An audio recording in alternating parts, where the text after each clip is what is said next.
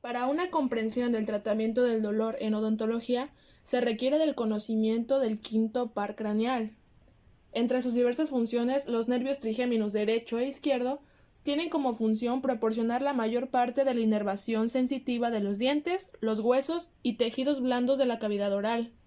Los objetivos de la anestesia local consisten en proporcionar un control analgésico adecuado desde el punto de vista clínico, sin un aumento innecesario del riesgo y sin provocar complicaciones inmediatas o a largo plazo en el paciente.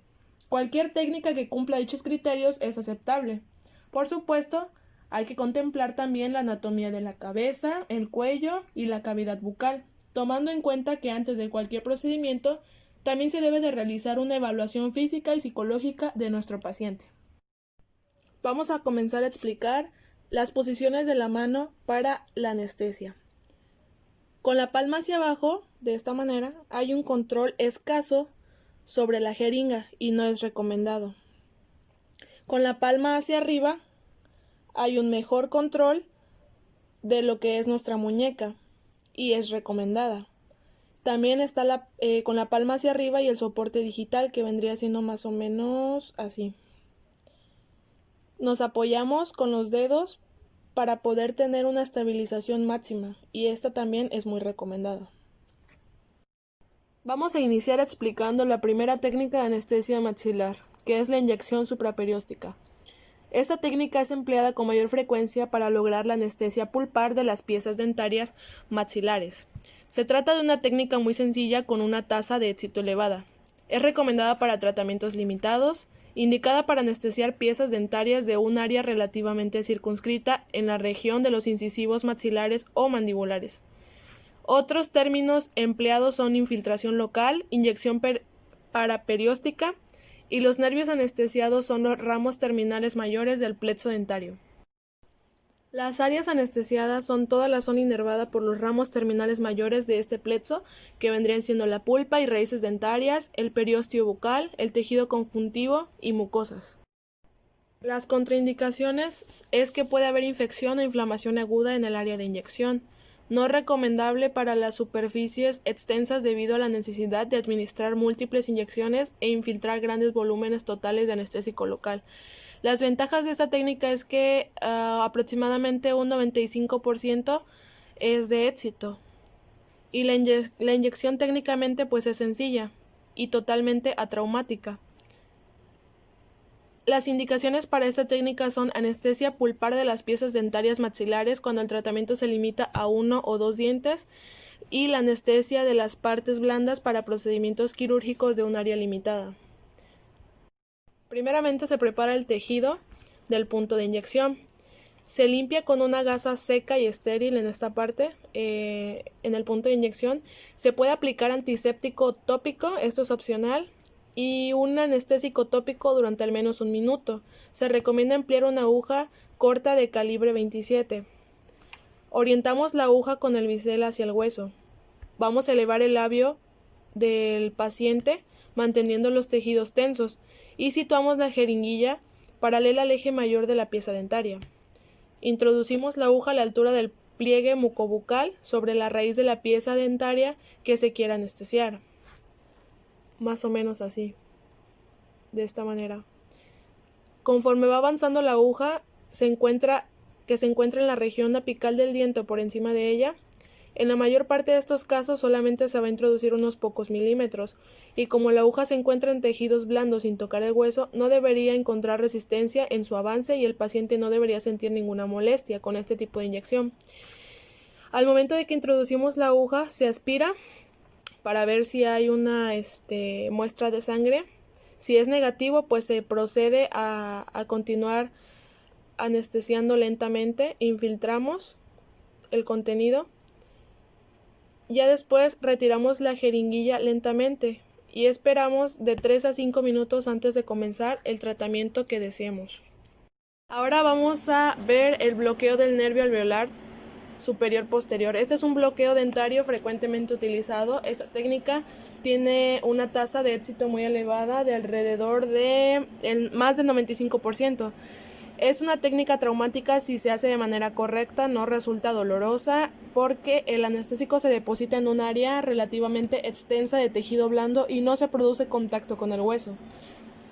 Otros términos empleados para esta técnica es el bloqueo de la tuberosidad y bloqueo cigomático.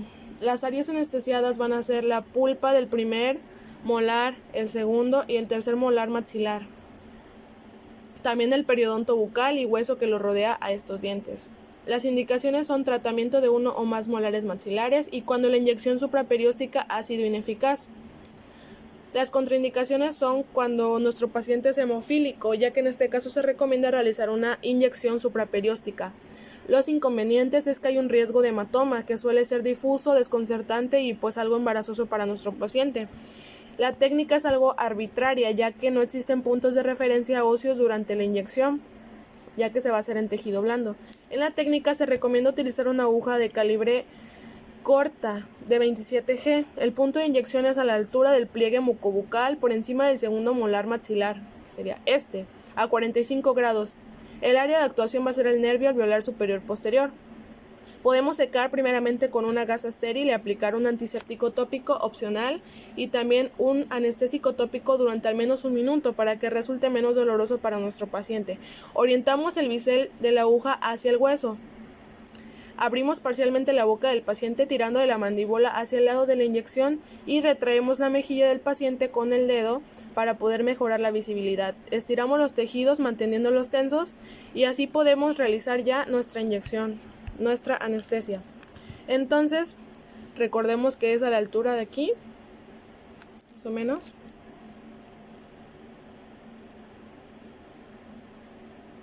Y introducimos, angulamos, aspiramos para ver si no resulta positiva y después introducimos lentamente si es que nos dio negativo. Muy lentamente. Después de haber terminado, podemos retirar la aguja lentamente y esperamos de 3 a 5 minutos para que haga efecto y podamos realizar el procedimiento dental.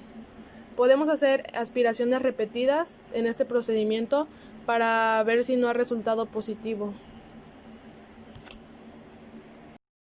Bueno, la otra técnica es bloqueo del nervio alveolar superior medio.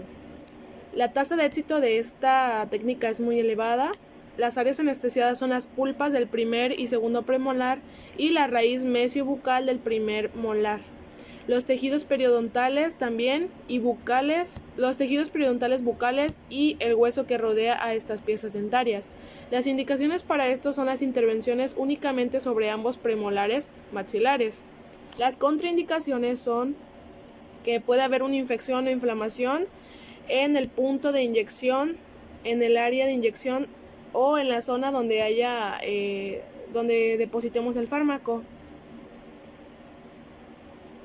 Bueno, la aspiración positiva resulta muy poco frecuente, en menos del 3% de nuestros pacientes. Se recomienda emplear una aguja corta o larga de calibre 27 G. El punto de inyección es a la altura del pliegue mucobucal por encima del segundo premolar maxilar. El área de actuación es el hueso maxilar por encima de la región apical del segundo premolar maxilar.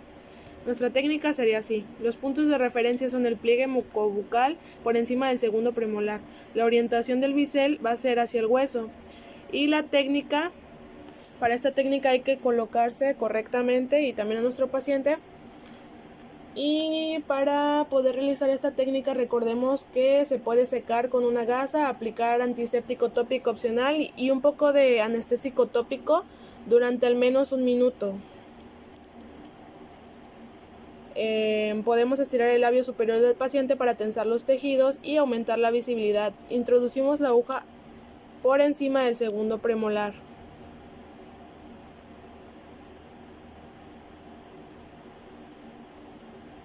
De este modo. Entonces empezamos a aspirar, introducimos, angulamos, aspiramos. Si es negativa, infiltramos. Empezamos a infiltrar lentamente.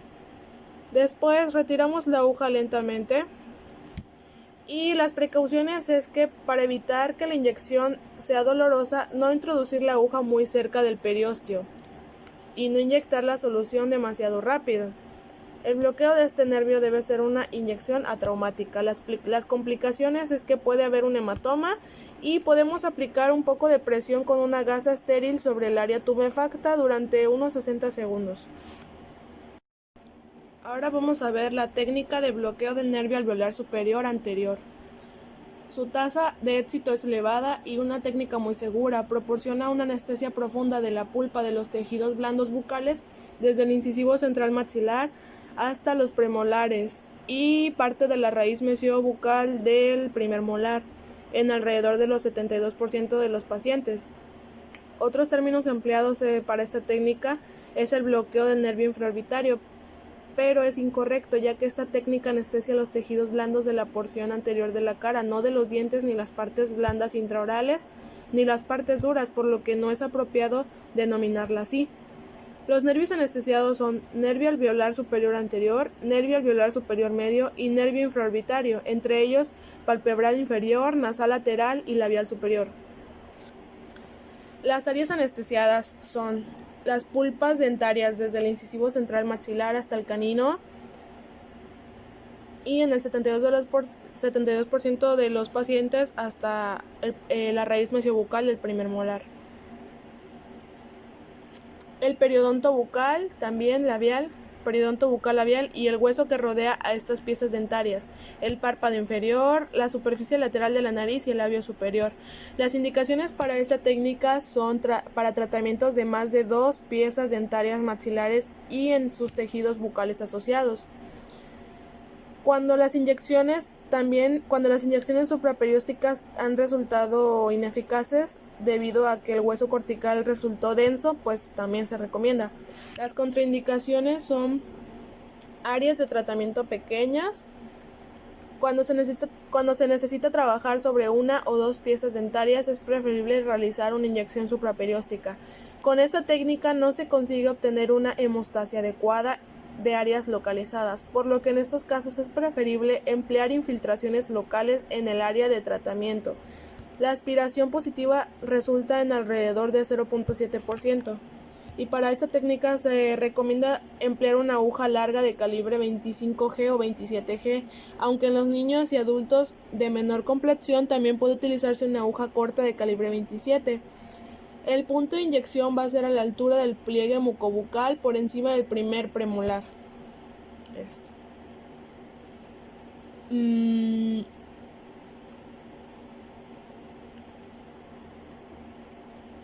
La aguja puede introducirse a la altura del pliegue mucobucal por encima de cualquier pieza dentaria comprendida entre el segundo premolar y el incisivo central, como habíamos comentado. La dirección de avance de la aguja es hacia el área de actuación, el agujero infraorbitario, que ya sabemos dónde se localiza. Y por lo regular, el primer premolar, resulta constituir la ruta más corta para alcanzar dicha zona. Como vemos, el agujero infraorbitario está cerca de él. El área de actuación va a ser el agujero infraorbitario por debajo de la escotadura infraorbitaria. La dirección de avance de la aguja es hacia el área de actuación, el agujero infraorbitario. Para la técnica, obviamente debemos de colocar al paciente en una posición semidecúbito o supina, preferentemente, con el cuello un poco extendido. Si no se estira el cuello del paciente, el tórax de este puede interferir con el cuerpo de la jeringa.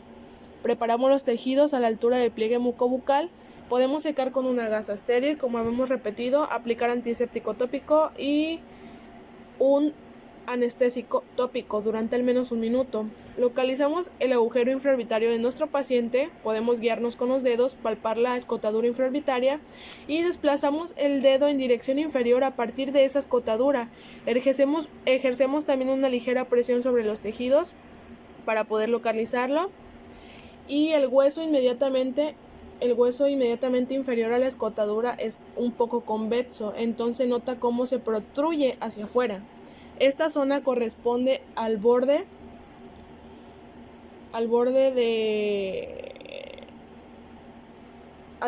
orbitario inferior y el techo del agujero infraorbitario. A medida que vamos desplazando nuestro dedo hacia abajo se sentirá una concavidad y ese es el agujero infraorbitario. Hacemos presión para definir los límites del agujero. El paciente debe de referir una sensación dolorosa a la palpación de este agujero debido a que estamos comprimiendo el nervio infraorbitario contra el hueso.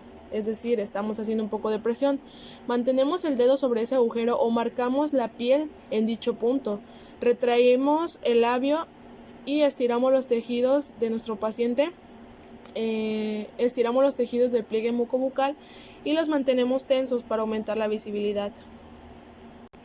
Vemos hasta qué dirección va a ser, más o menos así, recordando nuestra dirección, tomando como punto de referencia el agujero infraorbitario para poder realizar la técnica. Y realizamos nuestro procedimiento. En dirección, como ya lo dijimos, introducimos y al momento de introducir, como en todo procedimiento, vamos a introducimos, aspiramos. Si es negativo podemos continuar, metemos, recuerden, lentamente, al momento de aspirar y ver que es negativo ya podemos infiltrar, ¿verdad? Ya después retiramos lentamente la aguja y así podemos esperar 1 minuto o 2 preferiblemente, unos 3-5 minutos tras la anestesia para poder comenzar nuestro procedimiento dental. Pero al momento de aplicar nuestro anestésico podemos durar mínimo 1 minuto, 2 minutos, o sea, de manera lenta, nunca de manera rápida, para poder estar al pendientes de cualquier efecto, ¿verdad?, que pudiera tener nuestro paciente. Cualquier efecto adverso que pudiera presentar nuestro paciente. En esta técnica es poco frecuente que se produzca un hematoma en el párpado inferior de nuestro paciente y en los tejidos situados entre el mismo y el agujero infraorbitario. En este caso podemos presionar los tejidos situados por delante del agujero durante unos 2 o 3 minutos. La formación del hematoma es extremadamente infrecuente porque durante el bloqueo de este nervio de modo habitual se aplica presión antes y después de la inyección. Ahora vamos a ver el bloqueo del nervio palatino mayor,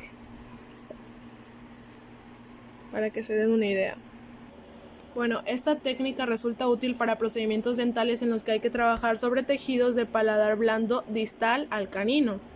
Es menos traumático que el del nervio nasopalatino, ya que los tejidos que rodean al agujero palatino mayor no se encuentran tan firmemente unidos al hueso y por lo tanto albergan más fácilmente el volumen de solución anestésico. También se le conoce a esta técnica con el nombre de bloqueo del nervio palatino anterior. El nervio anestesiado es el nervio palatino mayor. Las áreas anestesiadas es la porción posterior del paladar duro y los tejidos blandos que lo cubren. En dirección anterior, la anestesia alcanza hasta el primer premolar, en dirección medial, hasta la línea media. Las indicaciones para esta técnica es cuando se requiere la anestesia de tejidos blandos del paladar en tratamientos reconstructivos de más de 2 dientes, por ejemplo alguna reconstrucción subgingival con implantes de bandas matriciales subgingivales. También para el control del dolor durante procedimientos quirúrgicos orales o periodontales que afectan a los tejidos blandos y duros del paladar. Las contraindicaciones es que puede haber una inflamación o infección en el punto de inyección. Las áreas de tratamiento pequeñas también. Los inconvenientes es que no se logra un efecto hemostático con esta técnica, excepto en la zona inmediata al punto de inyección. Potencialmente traumática, es dolorosa y la aspiración positiva puede resultar en menos de 1% de los pacientes. Para esta técnica se recomienda una aguja de calibre 27G. El punto de inyección es en los tejidos blandos ligeramente por delante del agujero palatino mayor. El área de actuación es el nervio palatino mayor anterior en su trayecto anterior, cuando se dirige entre los tejidos blandos y el hueso del paladar duro. Los puntos de referencia son el agujero palatino mayor y la unión de la apófisis alveolar maxilar y el hueso palatino. La orientación del bisel es hacia los tejidos blandos del paladar. Con el paciente en una posición de cúbito supino, le pedimos que abra la boca, extienda el cuello y gire la cabeza hacia el lado derecho o izquierdo según nuestra visión, ¿verdad? Para facilitar la aplicación. Localizamos el agujero palatino mayor, limpiamos y secamos con una gasa, aplicamos antiséptico tópico opcional y aplicamos, por supuesto, un anestésico tópico durante 2 minutos para evitar los traumas dolorosos, ¿verdad?, de nuestro paciente. Estabilizamos de la aguja para el bloqueo del nervio palatino mayor y procedemos a inyectar. Aspiramos. Si vemos que no sale sangre, que es negativo, seguimos. Pero si vemos que hay sangre, retiramos e infiltramos. Retiramos lentamente. El anestésico siempre se introduce lentamente, no importa la técnica, lo que use, siempre lentamente para que veamos la reacción de nuestro paciente al momento de estarlo aplicando y podamos retirar a tiempo. Esperamos de 2 a 3 minutos antes de comenzar el tratamiento. Más o menos esa será el área de actuación para poder realizar nuestro bloqueo del nervio palatino mayor. Ahora vamos a explicar el bloqueo del nervio nasopalatino.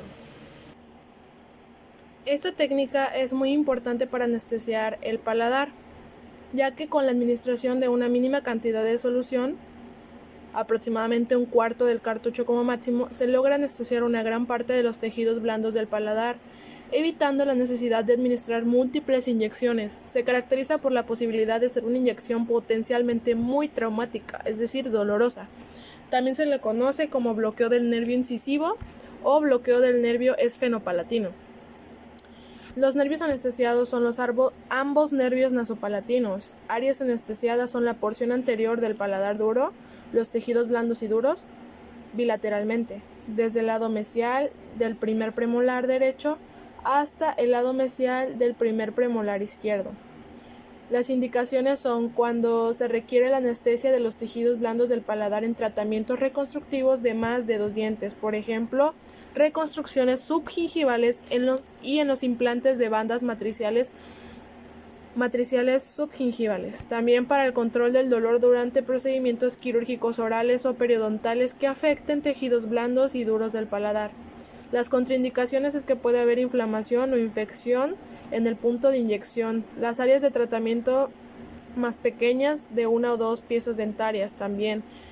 La aspiración positiva es de menos del 1% de los pacientes y la técnica es más o menos así. Se recomienda emplear una jeringa corta de calibre 27G. El punto de inyección va a ser en la mucosa del paladar, inmediatamente por fuera de la papila incisiva localizada en la línea media, por detrás de los incisivos centrales, ¿verdad? El tejido en esta zona es más sensible que en el resto de la mucosa del paladar. Entonces, como orientación tenemos la línea media entre los 2 incisivos.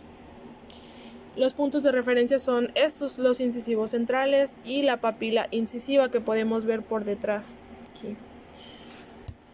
Abrimos bien la boca del paciente, giramos la cabeza, extendemos el cuello del paciente hacia la izquierda o derecha para visibilizar mejor.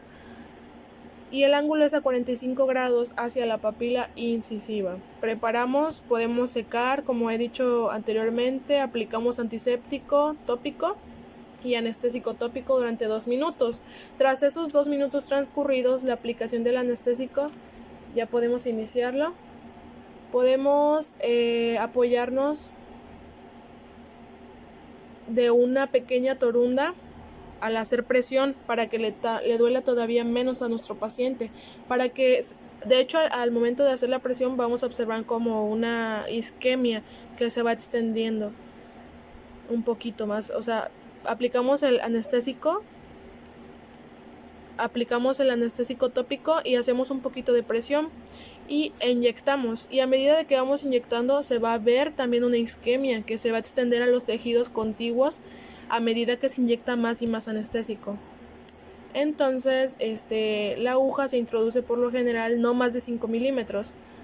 Las complicaciones pueden ser hematoma, que es un hecho poco frecuente debido a la densidad de los tejidos del paladar y a una firme adherencia al hueso contigua, y puede haber necrosis de los tejidos blandos. Es posible cuando se emplea una solución vasoconstrictora muy concentrada, por ejemplo la norepinefrina, para lograr un efecto hemostático durante un periodo prolongado. Entonces hay que tener mucho cuidado con eso. Entonces la técnica es así, más o menos. Introducimos, aspiramos e infiltramos. Y así aspiramos e infiltramos lentamente, y asimismo también retiramos lentamente y terminamos. Ahora vamos a ver la técnica de infiltración local del paladar. Esta va a ser la área anestesiada tras realizar nuestra técnica de infiltración del paladar. Otros términos usados para esta técnica no hay ningún otro nombre con el que se le conozca así. Los nervios anestesiados son los ramos terminales del nervio nasopalatino y del nervio palatino mayor. Las áreas anestesiadas son los tejidos blandos en la zona inmediata al punto de inyección, como ya vimos en las imágenes. Las indicaciones son la obtención de la hemostasia durante procedimientos quirúrgicos, el control del dolor palatogingival cuando se requieren pequeñas zonas anestesiadas para la aplicación de una grapa para dique de goma o un cordón de retracción en el surco gingival, o para realizar procedimientos quirúrgicos en 2 dientes como máximo. Las contraindicaciones son inflamación o infección en el punto de inyección y la anestesia de partes blandas que contengan más de 2 dientes. La técnica se recomienda emplear una aguja corta de calibre 27G. El punto de inyección es en la encía adherida a unos 5-10 milímetros del borde gingival libre, de esta manera, en esta parte más o menos. Entonces, el punto de referencia es el tejido gingival en el centro del área estimada de tratamiento. El trayecto de la aguja acometa el punto de inyección con un ángulo de 45 grados. Entonces, más o menos así como vimos en la imagen. Las posibles complicaciones son la necrosis de los tejidos blandos posibles cuando se emplea una solución vasoconstrictora muy alta. Por igual, podemos secar, aplicar un antiséptico tópico y un anestésico local tópico. Entonces procedemos a realizar la inyección. Aspiramos y en dado caso que sea negativa continuamos de manera lenta. Recordar que es de manera lenta. Y también retiramos lentamente y nos esperamos unos minutitos a que haga efecto nuestra técnica de anestesia. Ahora vamos a ver el bloqueo del nervio alveolar superior medio anterior, conocido como ASMA, con sus siglas de asma. La inyección se lleva a cabo en el paladar duro, en la mitad de una línea imaginaria que conecta la sutura palatina media con el extremo gingival libre. La línea se localiza en el punto de contacto entre el primer y segundo premolar. Como el anestésico local se inyecta en el paladar, no se anestesian los músculos de la expresión facial ni el labio superior. Y esta va a ser nuestra área anestesiada tras el bloqueo del nervio alveolar superior medio anterior. Otros términos empleados para nombrar esta técnica es bloqueo del nervio alveolar superior medio anterior. Las áreas anestesiadas son la anestesia pulpar de los incisivos, los caninos y los premolares. Maxilares. La encía bucal adherida a los mismos dientes. Los tejidos palatinos adheridos desde la línea media al borde gingival libre de los dientes asociados. Las indicaciones de esta técnica son en tratamientos dentales sobre varias piezas dentarias maxilares anteriores o en tratamientos sobre partes blandas. También cuando se desea anestesiar varias piezas dentarias maxilares anteriores con una sola inyección y en legrados y alisados radiculares de las piezas dentarias anteriores. También suele usarse en tratamientos estéticos anteriores en los que se espera tener un buen resultado. Es importante valorar la línea de la sonrisa. Y también cuando la inyección supraperióstica por medio de un abordaje facial ha resultado ineficaz debido a la existencia de un hueso cortical denso. Las contraindicaciones son en pacientes con tejidos de paladar extraordinariamente delgados, pacientes incapaces de tolerar de 3 a 4 minutos que dura la aplicación de esta técnica, porque recordemos que es lenta, y los tratamientos dentales que duren más de 90 minutos. Las ventajas son que se consigue anestesiar varias piezas maxilares con una sola inyección. Es una técnica simple, segura, se requieren menores pinchazos y un menor volumen anestésico que con infiltraciones maxilares de estas piezas.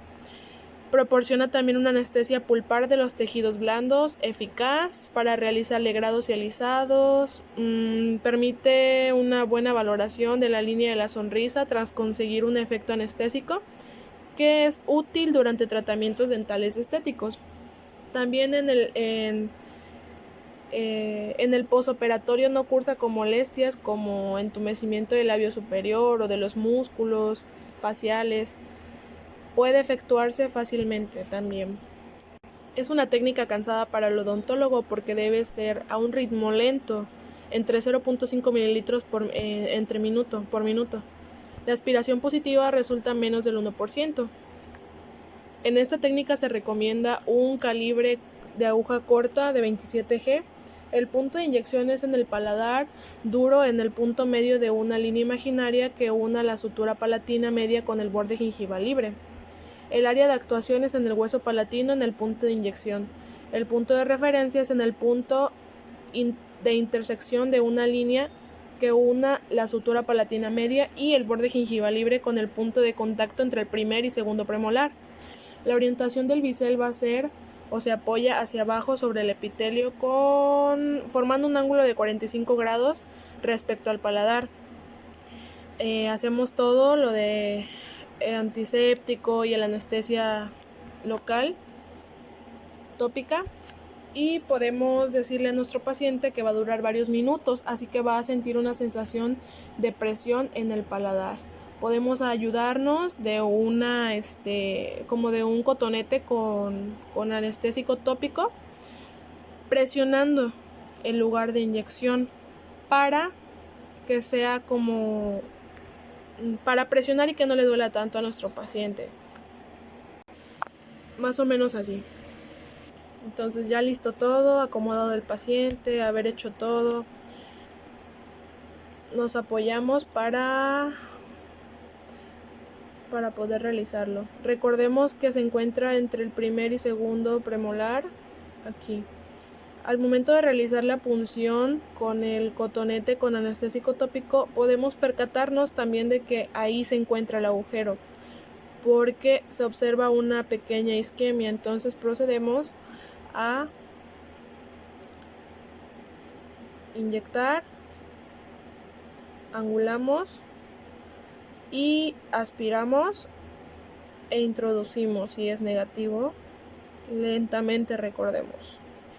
Y ya sería prácticamente todo. También retiramos lentamente todo, nuestra jeringuilla y listo. A continuación veremos la otra técnica llamada bloqueo del nervio alveolar superior anterior mediante un abordaje palatino. Esta es el área anestesiada con esta técnica. Y aquí podemos ver la introducción de la aguja para realizar la técnica.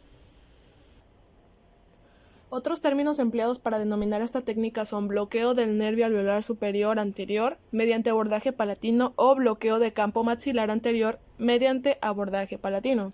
Los nervios anestesiados son el nervio nasopalatino y los ramos anteriores del nervio alveolar superior anterior. También las áreas anestesiadas son las pulpas de los incisivos centrales y los incisivos laterales, y en menor grado los caninos maxilares. También los tejidos periodontales faciales asociados a estas mismas piezas dentarias y los tejidos periodontales palatinos asociados a estas mismas piezas dentarias. Las indicaciones para esta técnica son en tratamientos dentales sobre varias piezas dentarias maxilares anteriores y en tratamientos sobre partes blandas.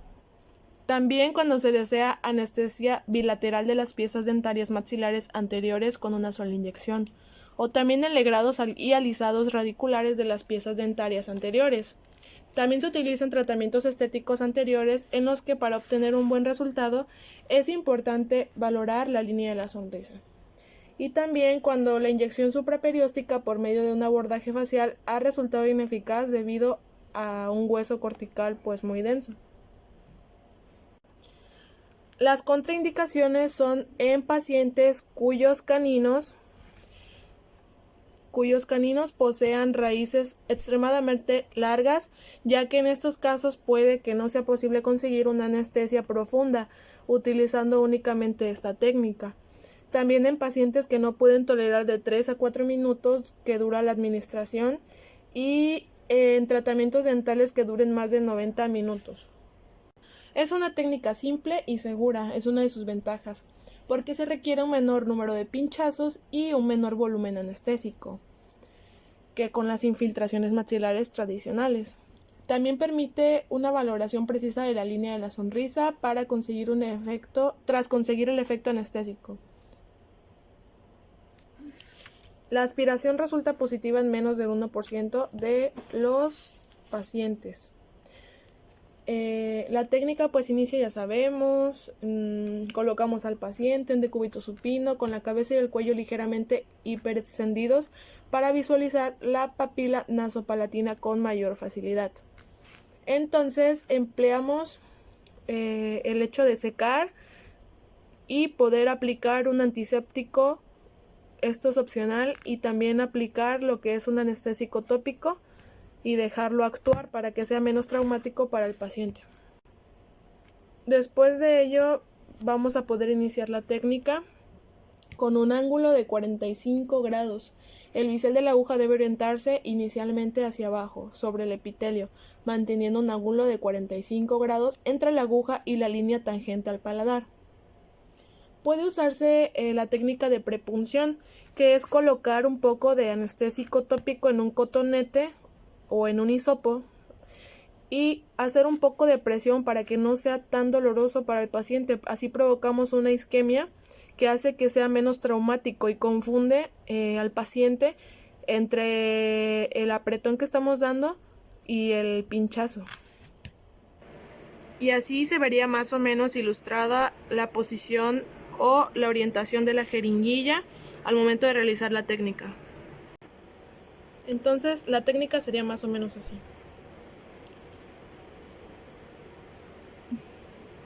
Introducimos, angulando obviamente, introducimos, angulamos, aspiramos e infiltramos de manera lenta, alrededor de 0.5 mililitros por minuto de anestésico local. El avance debe ser lento de la aguja, de 1 a 2 milímetros cada 4 o 6 segundos más o menos. Lento. Retiramos lento y podemos aplicar un poco de punción con el hisopo que tenía anestésico local, pero el tópico con el que habíamos aplicado al principio. Esto es opcional, pero resulta menos traumático para nuestro paciente. Ahora toca el turno de ver el bloqueo del nervio maxilar. Aquí podemos ver las áreas anestesiadas de esta técnica. Puede ser tanto del lado izquierdo como derecho. Otro nombre para llamar a esta técnica es el bloqueo de la segunda división del trigémino o bloqueo del nervio B2. Los nervios anestesiados son la división maxilar del nervio trigémino y las áreas anestesiadas son las pulpas de las piezas dentarias maxilares del lado de bloqueo que hayamos elegido, el periodonto bucal y el hueso contiguo a dichas piezas dentarias. También los tejidos blandos y hueso del paladar duro y parte del paladar blando medial a la línea media. La piel del párpado inferior, la pared lateral de la pirámide nasal, la mejilla y el labio superior. Las indicaciones son en anestesia ante procedimientos reconstructivos periodontales o quirúrgicos extensos que requieran anestesia de toda la mitad del maxilar. Cuando existe inflamación también o infección de los tejidos que haya impedido el uso de otros bloqueos que ya estuvimos viendo, de otros bloqueos regionales nerviosos.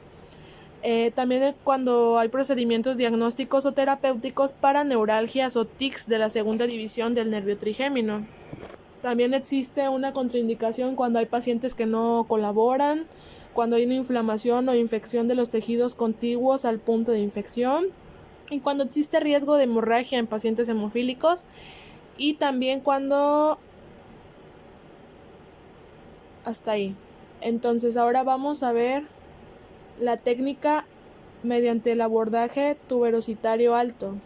En esta técnica se recomienda una aguja con calibre de 25G o 27G. El punto de inyección sería el pliegue mucobucal por encima de la porción distal del segundo molar maxilar, que se mostraría más o menos así.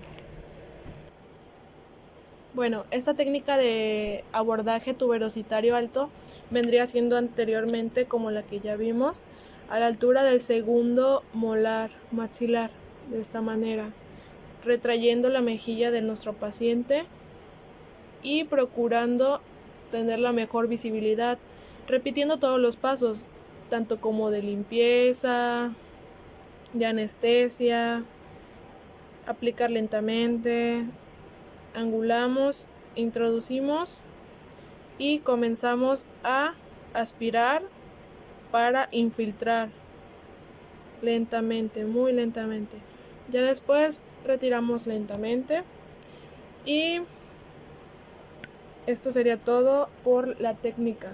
También hay otro método que es mediante el abordaje a través del conducto palatino mayor, que aquí podemos ver que esta técnica se recomienda usar una aguja larga calibre 25G y es aceptable también de 27G. El punto de inyección es en el tejido blando del paladar, directamente sobre el agujero palatino mayor. El área de actuación es el nervio maxilar y a su paso a través de la fosa pterigopalatina. La aguja atraviesa el conducto palatino mayor hasta alcanzar la fosa pterigopalatina, que vendría siendo más o menos así. Podemos pedirle al paciente que se encuentre en decúbito supino, que abra bien su boca, extienda el cuello, gire la cabeza hacia izquierda o derecha para mejor visibilidad. Localizamos el agujero palatino mayor, más o menos aquí, que también se puede observar en esta parte de nuestro cráneo. Pintamos. Aquí está el más grandecito que se ve. Entonces ahí es donde vendríamos aplicando más o menos nuestra inyección, ¿verdad? A nivel del segundo molar. Entonces procedemos y como todo podemos realizar lo que es el antiséptico, el anestésico tópico y también se puede aplicar una técnica de prepunción, como lo habíamos dicho, con un hisopo y un poco de anestésico tópico es que se puede prevenir el dolor en el paciente o que sea menos traumático. Las complicaciones de estas dos técnicas diferentes, es que si se lesiona la arteria maxilar durante el bloqueo del nervio maxilar por medio de la primera que vimos del abordaje tuberositario alto, el resultado es que se forma rápidamente un hematoma. Y si durante el abordaje del agujero palatino mayor se introduce la aguja demasiado profunda, se puede llegar a penetrar en la órbita. algo que es más frecuente en los pacientes con cráneos menores que la media. Las complicaciones también por la inyección orbitaria del anestésico local comprenden en un desplazamiento de volumen en estructuras orbitarias, lo que produce un cuadro de edema periorbitario y proptosis, un bloqueo regional del sexto par craneal, un posible bloqueo del nervio óptico con pérdida transitoria de la visión, una posible hemorragia retrovulvar, y también puede ocurrir una penetración de la cavidad nasal.